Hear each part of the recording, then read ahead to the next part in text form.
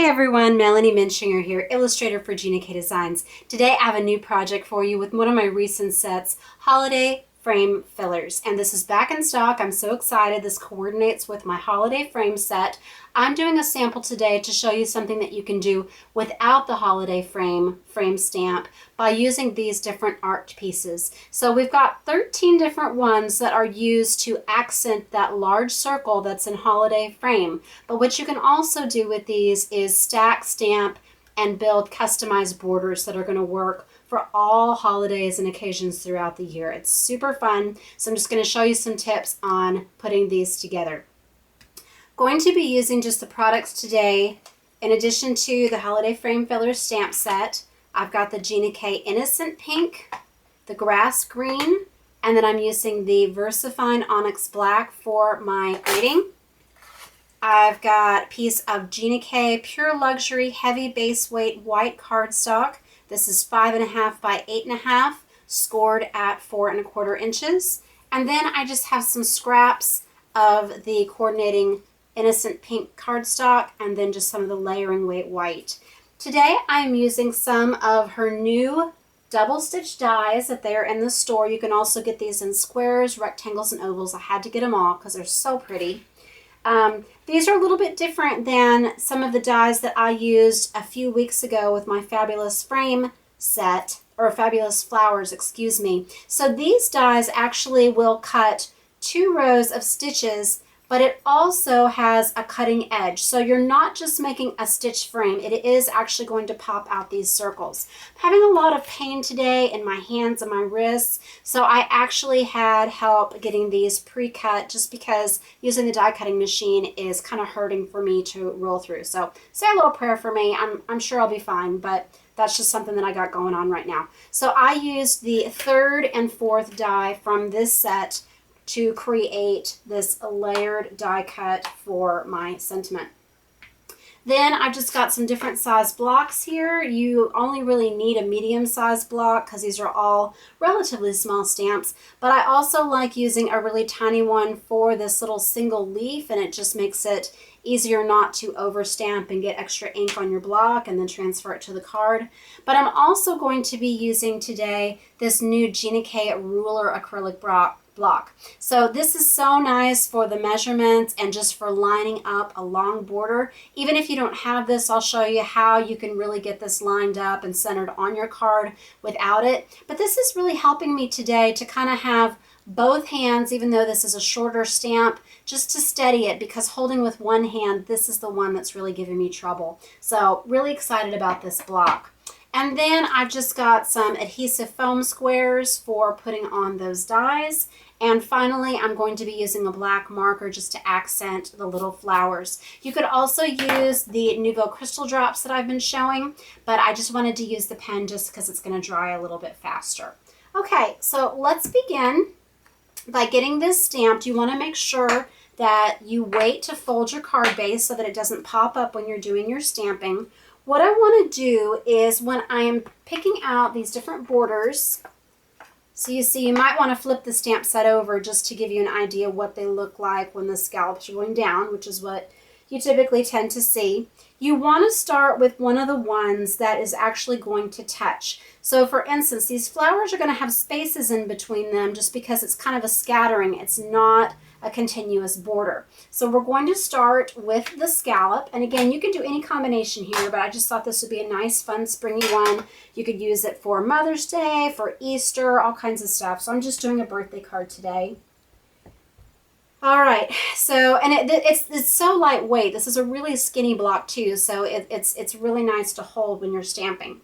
So what I'm going to do is I'm just going to find the center of my card. So I'm not measuring anything, but I am seeing that my card is fitting just right in between these measurements right here. So I'm going to just go ahead and put it, I want it just right in the center of the card, approximately. When I do that, now when I go off to either side, you're going to see the same amount of that scallop border. So it goes a little bit off the edge.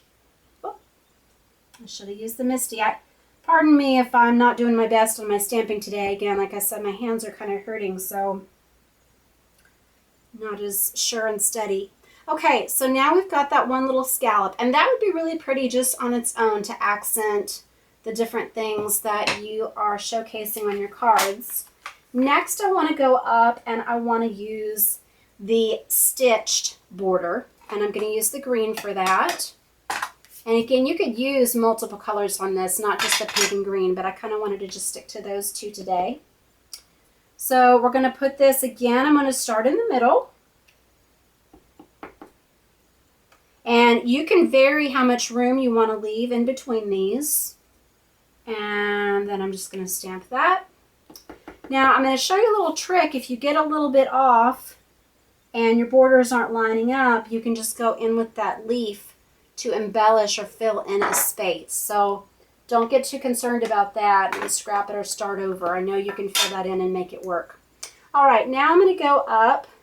And I've got my flowers, so you can see it's not as easy to see the curve as it is in the dash and the scallop, but you can see how they're kind of curving just a little bit the way they're grouped.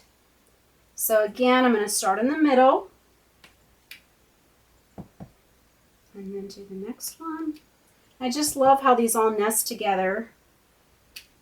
Okay, now we're going to do that leaf border. And where is my leaf border? Here we go.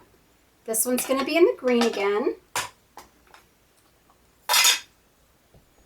So we're going to want to turn this one so you can see that little curve there, and it's going to nest right in. You can see it fills in these spaces right here. Okay. And then we've got that single leaf, and you could actually fill that in with a different shade of green, or you could just stamp extra leaves if you want it to be a little bit fuller. Okay. So now I'm going to go in with this single leaf, and there are two. This one doesn't have the little vein in the middle. The other one is a little bit larger. And where is that? Right here. So that one has a vein. So you got two different options there. So what I'm going to do is I want to just put that right there and right there. If you get any smudges, also, this is a great little boo-boo stamp. You can just add a little leaf. So let's just go ahead and put one right there, right there. And then I'm going to go outside. I just want to embellish kind of like a little tassel, just a little decorative element. Isn't that pretty?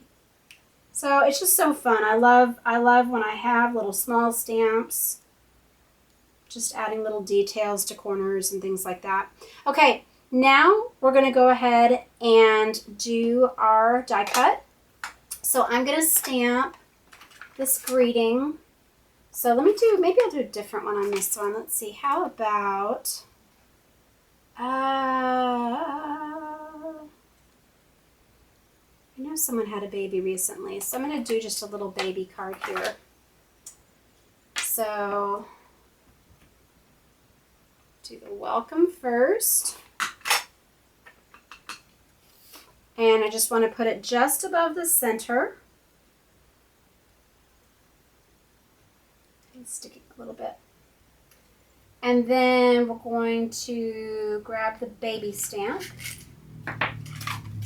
Welcome, baby. And if it's easier for you, grab your grid line block to do this.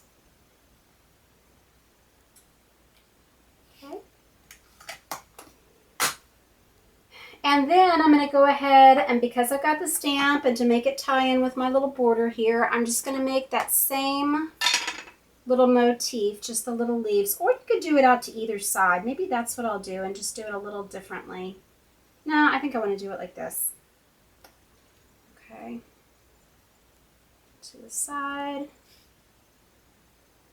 Side. And I'll go ahead and do one up here too. So just making a mirror image. Ah, I love it. Okay. All right, so now we're going to take our little foam squares. Put these on the back.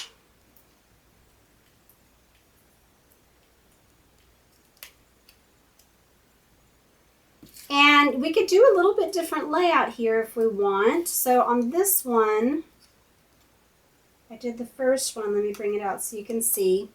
I've got this one landscape style, but then we could also do one portrait style.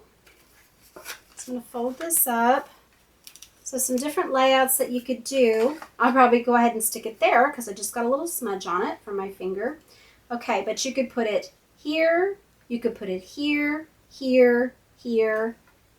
Again, on this one, here, right there, there. I'm going to go ahead and just do it right here. I think my sentiment wasn't quite dry, and that's why I got a little bit of a smudge. And that's it. Really easy to do. And then just that last step, and you might choose not to fill in all the centers, but I just like how it brings out that greeting. And again, because we're not coloring and because this is just the black, you might want to use a water-based marker. It does not need to be an alcohol marker. That's just what I had handy. And I like the bullet tip for this because I can make a large dot with it. It can go small or large. See, and then just all those pop. And then I have a little dotted border in there as well that goes between the flowers. So if you wanted to add that, you definitely could. And if you wanted to get even fancier with this card, just imagine doing all the same stamping but in reverse so that you have got a mirrored border, and that would be really beautiful as well.